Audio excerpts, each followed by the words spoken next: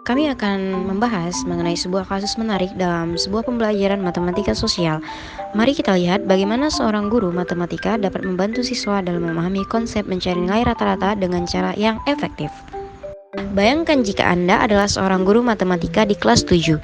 Saat ini Anda hendak menyampaikan materi mengenai matematika sosial, yakni mencari nilai rata-rata atau MEAN. Untuk memudahkan peserta didik dalam memahami pembelajaran, Anda mencoba untuk membuat urutan atau langkah-langkah yang perlu diikuti oleh peserta didik agar dapat mencari nilai rata-rata pada sebuah soal. Anda meminta kepada peserta didik untuk mengerjakan soal yang Anda berikan. Hasilnya, peserta didik mampu mengerjakan dengan benar sesuai dengan langkah-langkah yang telah Anda siapkan. Beberapa saat kemudian, Anda meminta kepada peserta didik untuk mengulangi soal yang sama tanpa melihat urutan pengerjaan soal, dan peserta didik mampu mengerjakannya dengan benar. Untuk pertanyaan pertama, menurut Anda, apa yang membuat peserta didik mampu mengerjakan soal dengan baik pada percobaan kedua tanpa melihat urutan atau langkah pengerjaan soal? Jawaban dari kelompok kami, karena ketika awal pembelajaran, seorang guru tersebut telah membuat urutan dan langkah-langkah yang mudah untuk diikuti oleh peserta didik agar dapat mencari nilai rata-rata atau MEAN pada sebuah soal matematika.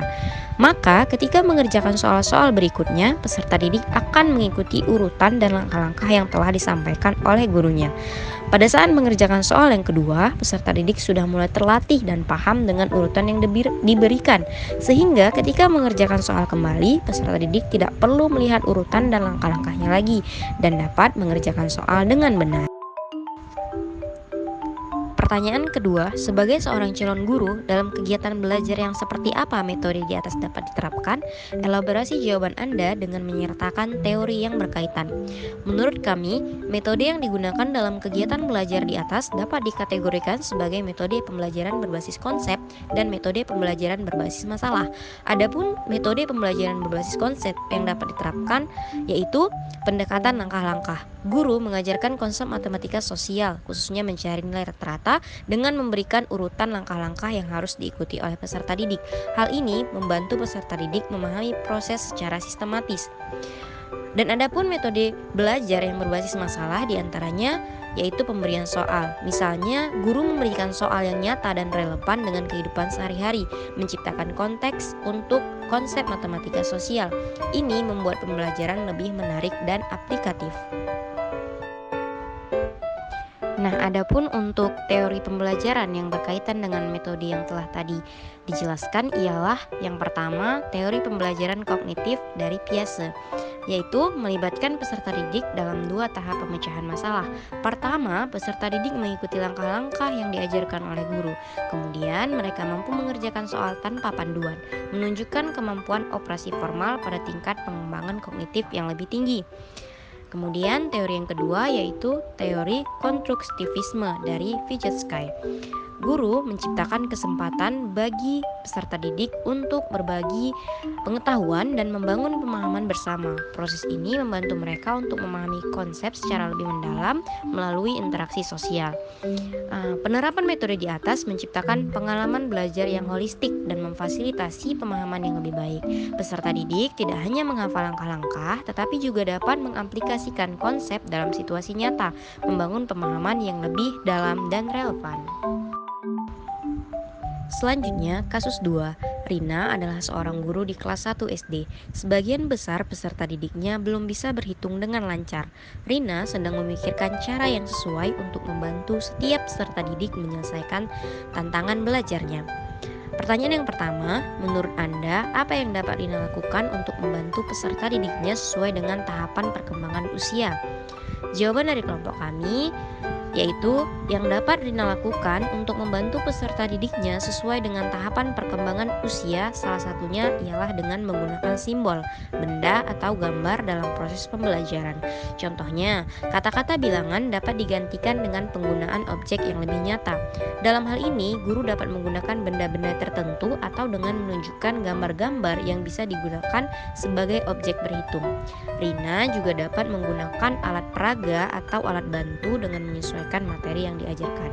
Menurut kami, selain itu Rina juga harus lebih aktif dalam mengenalkan pelajaran tersebut kepada peserta didik, karena peserta didik tersebut masih dalam masa peralihan dari usia TK ke SD, sehingga masih memerlukan adaptasi dengan proses pembelajaran di SD. Pertanyaan yang kedua, mengapa Anda menyarankan hal tersebut? Elaborasi jawaban Anda dengan menyertakan teori yang berkaitan. Kami menyarankan hal tersebut karena menurut teori kognitif Jean Piaget, di mana pada usia praoperasional 2-7 tahun, anak mulai menggunakan simbol-simbol untuk menggambarkan lingkungan secara kognitif. Simbol yang digunakan dapat berupa benda, gambar, dan juga alat peraga. Hal ini dilakukan karena pada usia ini anak masih sulit memisahkan, menggabungkan, atau mengubah ide ataupun pikiran. Kasus 3. Made adalah seorang guru yang mengajar di salah satu sekolah negeri wilayah Bali. Ia mengampu mata pelajaran bahasa Indonesia.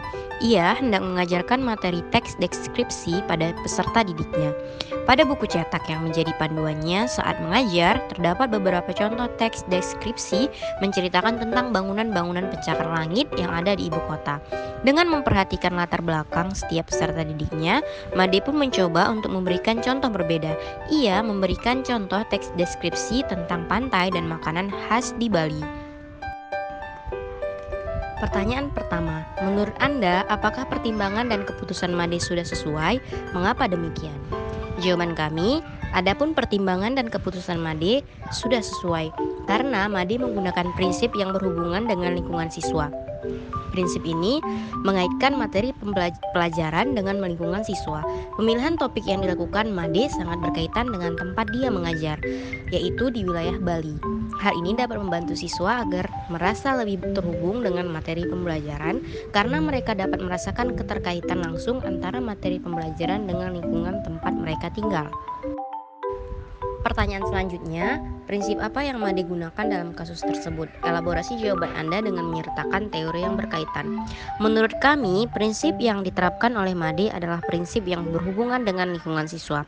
Prinsip ini sejalan dengan teori konstruktivisme yang dikemukakan oleh Lev Vygotsky, yaitu belajar adalah adanya interaksi sosial individu dan lingkungannya, di mana dalam hal ini berkaitan dengan lingkungan sosial budaya.